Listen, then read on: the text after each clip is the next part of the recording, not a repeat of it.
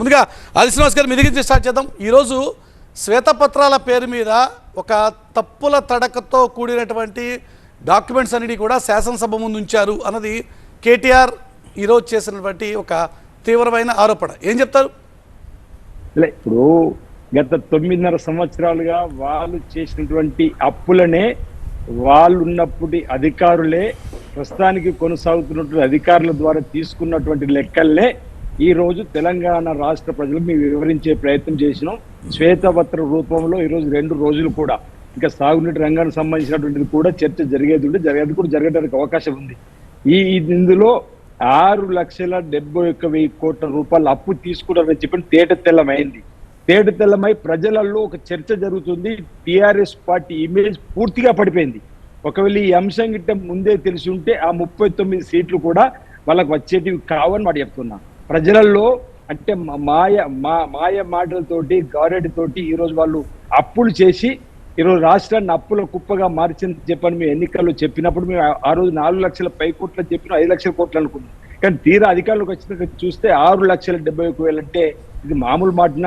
60,000 ఏం చేసింది కాంగ్రెస్ పార్టీ అనే వాదన వాళ్ళకి ప్రతి ఎన్నికల్లో ప్రతి సందర్భంలో 60 సంవత్సరాల మేము 60,000 కోట్ల పై చిరుకుతోనే నాగార్జున సాగర్ కట్టినాం, పోచంపాటి కట్టినాం, నిజాం సాగర్ కట్టినాం, అనేక బౌలార్థక ప్రాజెక్టులతో పాటు పేదలకు ఉపయోగపడే అనేక కార్యక్రమాలు చేసి సంభాలించి 60,000 కోట్ల అప్పు చేస్తే వీళ్ళకి అధికారం ఇస్తే 9.5 సంవత్సరాలలో ఆ అప్పులు కాస్త రాష్ట్రం 6,71,000 కోట్ల పేదంటే ఏం సాధించారని చెప్పారంటే మేము ఆస్తులు కూడబెట్టినాం, ఆస్తులు సంపాదించినట్టు.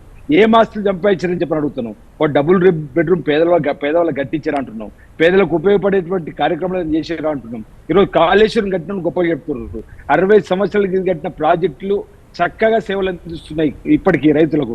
ఈయన 6 సంవత్సరాలలోనే 97,000 కోట్లు, లక్ష కోట్లతో కట్టిన చెప్పినటువంటిది 3,000 కోట్ల తేడా ఉంది. 97,000 కోట్ల కాళేశ్వరం ఏమైంది అడుగుతున్నాం. ఈరోజు ఆస్తి రూపంలో ఉందా అంటున్నాం. ఈయన పాలరాతి లాంటి సచివాలయం కట్టగానే, పాలరాతి లాంటి ప్రగతి కట్టగానే ఆస్తి రూపంలో లెక్కలకు వస్తాయి అంటున్నా. సచివాలయంకి ఏమై ఉండే బ్రహ్మాండమైనటువంటి సచివాలయం మరో 60-70 సంవత్సరాలు సేవలు అందిస్తున్నటువంటి సచివాలయాన్ని కూడగొట్టి వాస్తుకు లేదని. అప్పులు తెచ్చి ఏం అభివృద్ధి చేశారు అన్నది మీ ప్రశ్న. అప్పులైతే 6 లక్షల కోట్లు ఉన్నాయి కదా, పేద ప్రజలు కనెక్ట్ అయ్యే కార్యక్రమాలు ఏం చేశారు వీళ్ళు? ఒక్క నిమిషం శ్రీనివాస్ గారు, అయితే ప్రభాకర్ గారు సమాధానం చెప్తారు. మాట్లాడదాం, అన్ని ఇష్యూస్ మాట్లాడదాం సార్.